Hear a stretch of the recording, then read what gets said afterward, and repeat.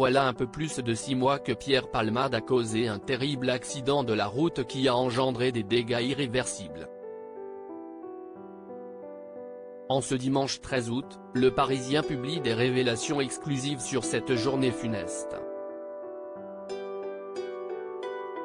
Cela fait maintenant plus de 6 mois que Pierre Palmade est dans la tourmente. Le vendredi 10 février 2023, l'acteur était à l'origine d'un épouvantable accident de la route, alors qu'il circulait au volant d'une Peugeot 3008 sur une route départementale de Seine-et-Marne, reliant Melun à Damary-lès-Lys. Des analyses toxicologiques avaient rapidement permis de déterminer que Pierre Palmade était sous l'emprise de produits stupéfiants. Grièvement blessé à la suite de cet accident, il avait été transporté en urgence à l'hôpital. 3 autres personnes, qui se trouvaient à bord du véhicule percuté, étaient également hospitalisées.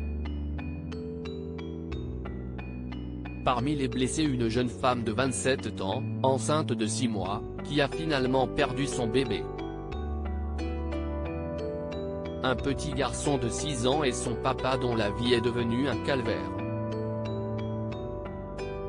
Actuellement visé par une enquête, Pierre Palmade a récemment fait parler de lui en apparaissant dans une boîte de nuit bordelaise. Il a depuis spontanément réclamé une nouvelle hospitalisation dans un service d'addictologie qu'il avait accueilli au mois de mai et dans lequel l'une de ses sœurs travaille.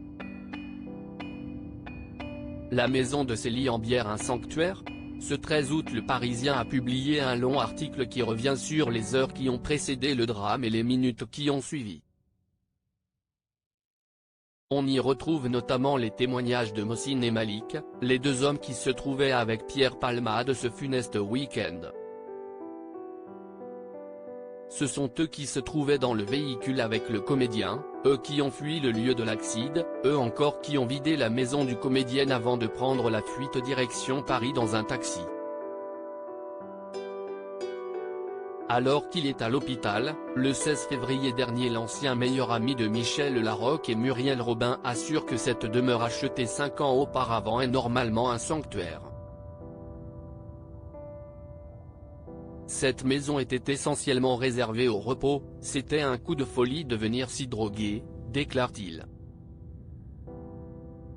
Des propos toutefois démentis par le témoignage de la femme de ménage du comédien qui a trouvé un véritable champ de bataille au lendemain du drame et qui affirme « Certaines fois, il arrive que l'état de la maison soit bien pire.